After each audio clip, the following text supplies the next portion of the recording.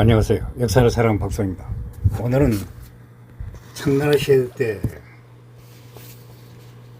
옹경제에 대해서 한번 알아보겠습니다. 옹경제가 황제에 올랐을 때 사정은 불안하였습니다. 행자들과 대신들은 그가 정말로 강제의 유주를 받아 황제를 계승했는지 의심하였습니다. 옹경제는 스스로도 정사에 대해 아는 게 없고 아는 사람도 많지 않았습니다. 황자 시절 중요한 정보를 더맞거나 조선 대신과 왕래가 많지 않았으며 적의 세력이 부족하였습니다. 그렇게 13황자, 연상, 16황자, 연록 등은 측근이라고 삼고 자신에게 강제 유주를 전달하고 용과다의 옹친왕 시절부터 석하에 있던 장수인 영갱료도 측근으로 삼아 중용하였습니다. 옹경제는 강제가 서가자마자 친동생 윤제에게 귀경하라는 명을 내리며 감지에 도달하며 대장군 즉위를 삭탈하고 윤제와 강제가 주고받는 서실을 모두 압살하고 밀주를 내렸습니다. 판명신부가 번외에서 보낸 서신의 내용에 따르면 옹경제는 강제의 명예를 도용해 옹경제에게 모든 서신을 자신이 지정한 사람에게 남겨주고 많은 수행원들을 데리고 오지 말고 빨리 베이징으로 돌아가라고 명하였습니다. 윤제는 베이징에 들어갈 날을 사흘 앞에 두고 자신이 속았다는 사실을 알았습니다. 옹경제의 이보 경제로 강제와 파랑자 윤사는 성상계 대신과 하옥이 왕궁들의 지지를 받고 있었습니다.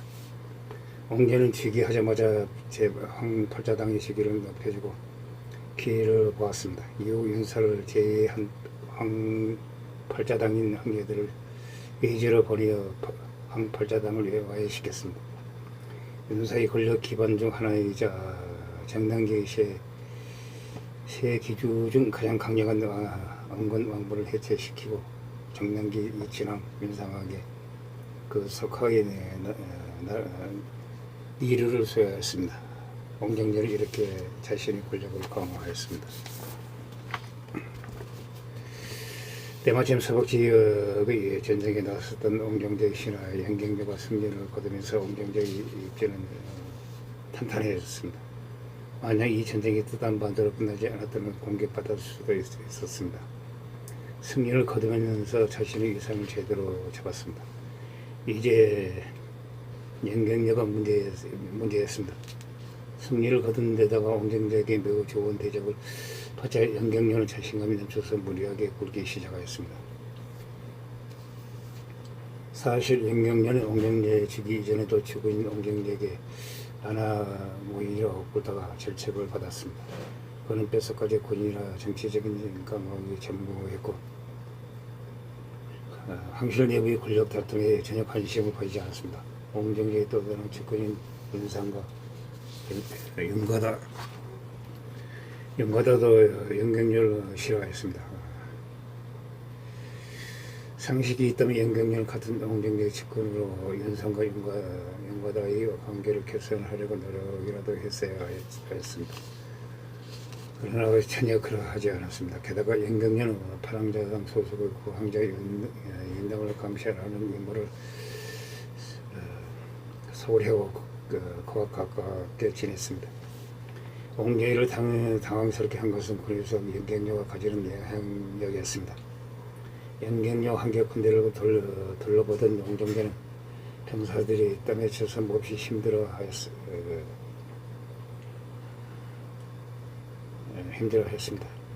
날이 더운데 정문을 하고 있으니 고생이 많다. 모두 갑옷을 벗고 쉬도록 하라. 영경제는 침묵을 지켰고 병사들도 그저 가만히 있었습니다. 옹경제는 못 들었나 싶어서 다시 한번 말했습니다. 그래도 반응을 보이지 않았습니다. 옹경제가 속으로 놀라고 있을 때 영경제가 느긋하게 말했다. 항상께서 그렇게 말씀하신 저희 너희들은 옷을 벗고 병사들은 옷을 벗었습니다. 이 모습을 본 옹정제는 곧바로 손을 대지 않고 오히려 쉬지 않고 일을 하려는 모습이 가상하다는 듣기 좋은 말로 맞는 상을 주었습니다. 그리고 영경제 부하인 악종기의 위상을 높여주며 정보를 수집하고 교회를 이어받았습니다. 영경에게 대한 옹정제의 태도가 변화했습니다. 옹정제 2년 11월 공문왕중 악주 사건을 거론하면서 이 사건은 염치랑 윤사와 관련이 깊다. 염치랑은 수많은 죄를 지었으나 지금은 모두 너그럽게 용서하였다. 홍경의 기회가 천사를 하기를 바라며 강등하지 않고 한 달 처벌만 하였습니다. 조정의 대신들은 염치하게 미혹된 게 오히려 지물을 가혹하다고 여긴다. 지난 1년 동안 많은 대소 신료들이 염치랑 때문에 영향을 내었는데도 죄를 다가게 받아들였고 염치랑을 원망하지도 않았다. 염치랑도 태연자야가 법이 없고 국법을 업신여겼다. 그 당원이 결코 해서는 수 없다. 공부의 낭주 악주 때문에 때를 아마 스시에 지연되어자 염치랑의 악주를 해임하고 그를 대신해 온 1700냥을 납부하고 그 후에 그에게 1650냥을 빌려왔다고 했다. 악주는 결코 돈을 낼 여주가 없는 자가 아니다. 염치랑의 여유가 없는 이다 이르다니 무슨 뜻인가. 염치랑이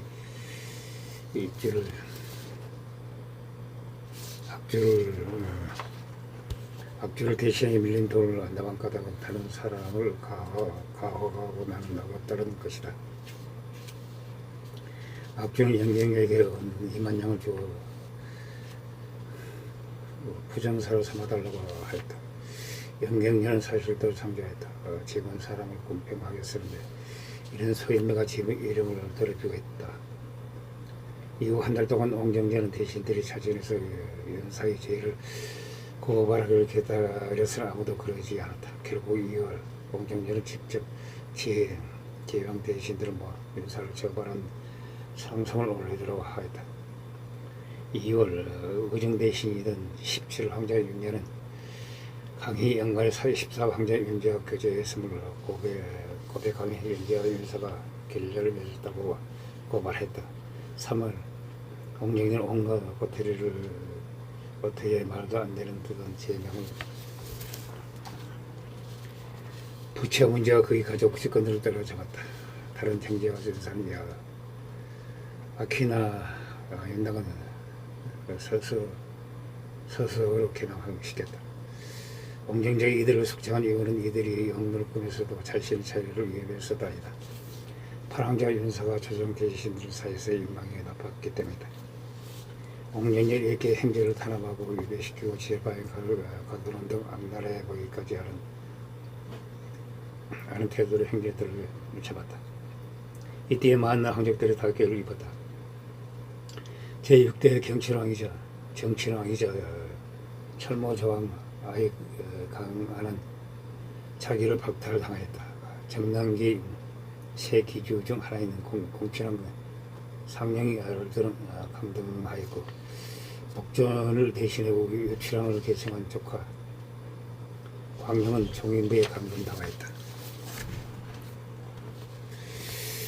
옹정제 2년 정적으로 박탈을 당하고 유배지에서 사망한 패력소모는 보관 잠시 당하였다. 8월 황자당이 했던 수많은 대신들도 처형하였다. 이 중에는 옹정제의 이종사촌이자 호록시의 당주인 아이송화도 있었다. 이러한 옹정제의 8월 황자당을 향한 편집적인 정부와 견제는 옹정제를 다루는 중국 사극에서 빠지지 않고 나올 정도다. 옹정이 무자비한 보복을 버티지 못한 8월 황자 윤사는 정인부의 고 황자를 윤다간 예배제에 입회되어 죄인칙을 받으며 살다가 1년도 되지 않아서 죽었다. 황자 14 윤화와 유일한 중동부 형제인 시방자 윤제도 자기를 박탈을 당하고 입회되었으나 옹정제보다 오래 살아 조카 건정제의 즉위 후 입회되어 풀려나고 자기도 복권되었다. 윤서와 윤당의 아들도 권명제 직위 짓고 유폐에서 풀려났다. 양외삼천이 윤과다였다. 윤과다는 옹정제 지위에 공을 세웠지만 그 이전까지는 옹정제와 친분이 없었기에 옹정제는 그를 수임하지 않았다. 그리고 윤과다가 황팔자당과 가까이 진임의 윤서의 아들로 황왕을 옹호한다는 사실도 문제가 됐다. 그의 가문은 황팔자당이었고 특히 사촌내 왕윤대는 강희제에게 채찍행을 당하고도 윤서를 열렬하게 지지한 팔황자당이었다. 당원이었다. 이 때문에 옹정제와 윤과다 사이에 팔황자의 처분을 놓고 마찰이 있었다. 이는 옹과다가 측정당한 이유 중 하나가 되었으며 윤과다가 국경 문제 때문에 러시아 사신과 협상을 하러 떠난 사이 윤과다가 보국공 포란과 함께 옥첩을 이간 사실이 발각됐다. 옹정제는 러시아와의 협상이 끝날 때까지 기다리지 않은 대신들의 반대에도 불구하고 곧바로 윤과다를 체포하고 베이징으로 압송하여 40일까지 죄를 묻고 그를 철회했다. 윤과다는 참수당할 뻔했지만 옹정제는 그를 작은 집에 임금시키고 그의 아들들을 해임시키고 흥령왕에 유배해 보냈다. 윤과다가 임금된 지 1년 만에 축자 장례를 치러주었다. 그리고 동가시에들의 죄를 졌지만 요광장 황후와 효인 황후의 가문이라며 왕년대의 자식들을 비롯한 동가시들을 참여하고 중요하였으며 양경의 후임이 천삼정동에든 악정이도 옹정제의 선하기를 부수하지 못하였다.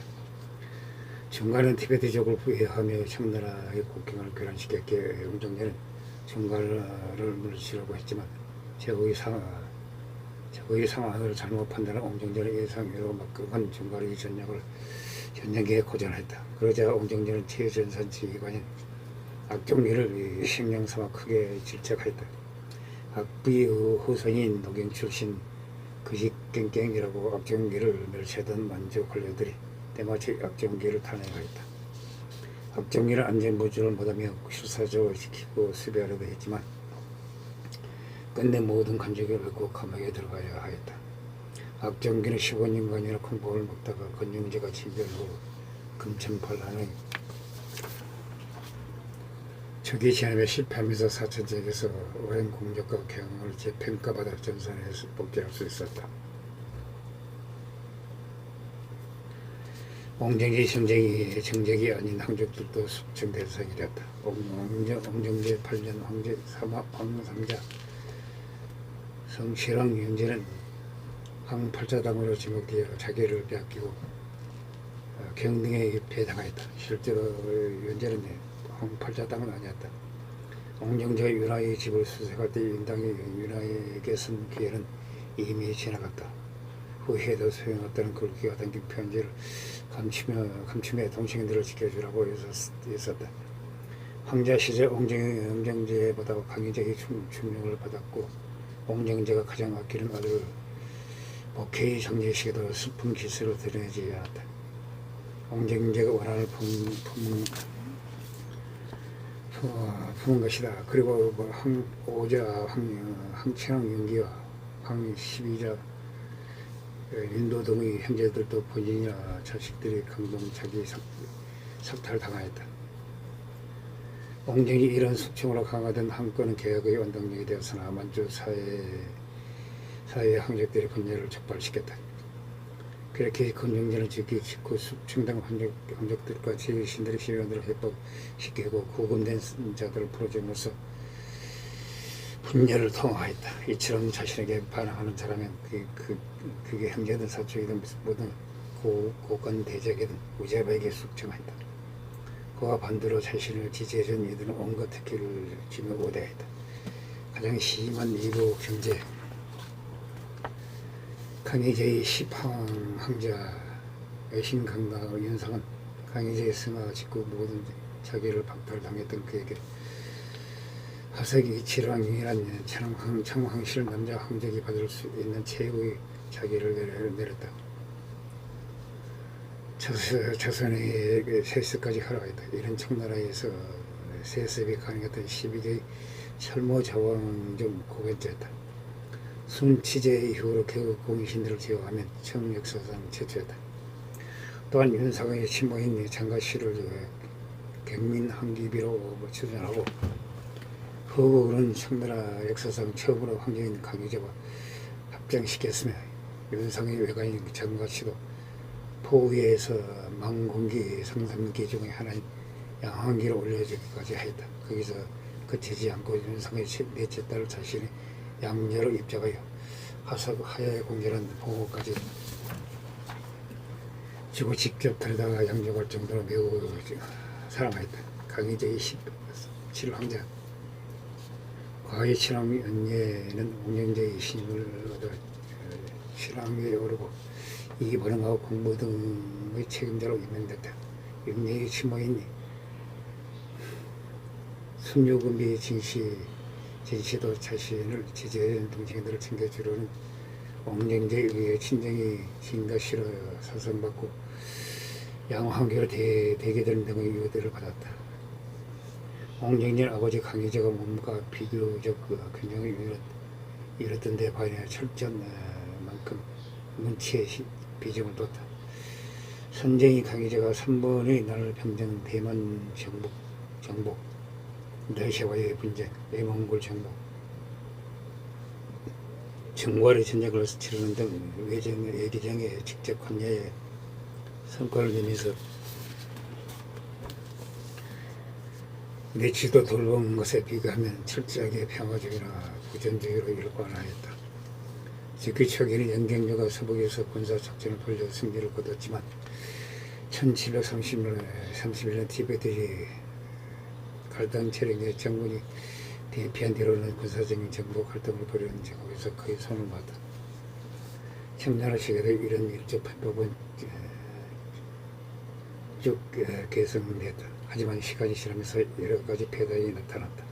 그 하나만을 꼽자면 지방의 위치들은 관리들과 유착하게 자기들의 세금을 일반 낭민들에게 넘겼고 못 살겠다 싶은 낭민들이 달아나서 나라는 안정적인 수입을 얻지 못하였다. 특히 세금을 내지 않으려고 워낙 많이 도망쳐도 관리들의 책임을 피하려고 숫자를 속였다. 인도세를 매기기가 힘들었다. 지정은제가 이렇게 시행됐다. 이 지정은제가 시행되기까지 엄청난 논란이 있었으나 옥령제에 끝내 시작된 그 일을 반대하는 세력에서 반대가 극심하였다. 정시를 지시에 통과하면 토지 소유자는 세금이 늘어났다. 가난한 사람들은 세금이 사실상 면제했다. 당연히 땅 가진 부자들 세금을 많이 내야 하였다. 1720년 향시에 응시한 천년의 응시생들은 단체로 시위하면서 항의하였다. 상인들은 문을 닫으라고 협박하였다. 상인들에게는 문을 닫으라고 협박하였으며 지정은제에 찬성하던 22인은 이들을 간단하게 때려잡았다. 그 뒤 2년 동안 지정은제는 봉건, 삼서, 감습, 복건, 삼서, 감습, 강서, 호국, 강서, 안희성을 걸치고 산서성에도 시행됐다.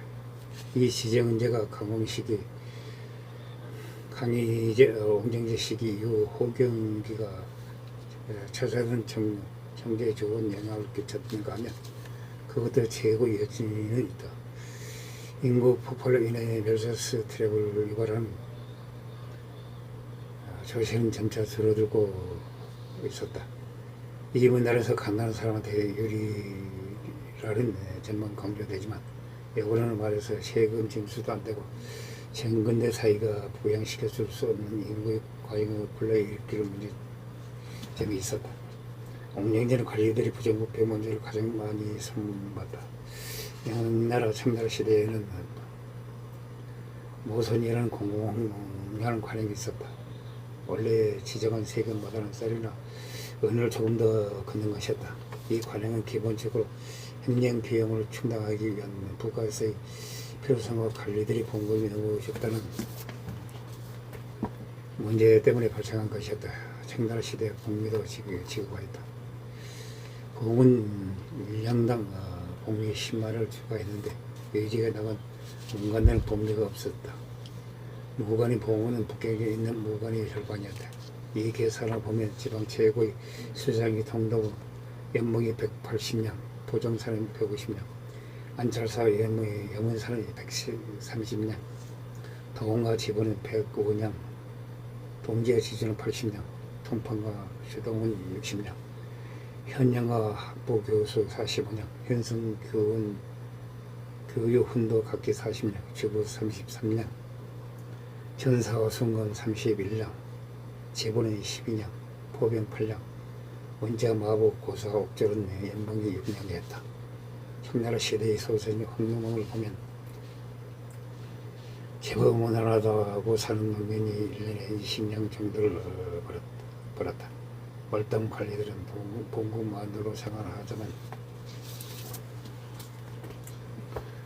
사실상 비밀이었다. 더구나 상사의 접대 지인과 자신을 추천한 의인에게 주는 선물이 부족한 행정 비용까지 문제가 겹쳤다.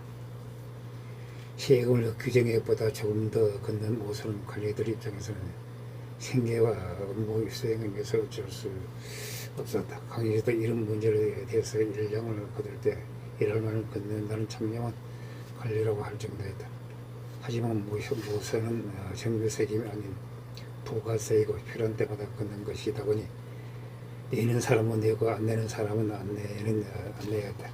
지방의 막강한 당신과 지주들이 같은 수를 써서 내지 않으려 하여 다른 농민들에게 세금이 전가되는 폐단이 많았다. 옹진이를 행실자는 사람이다.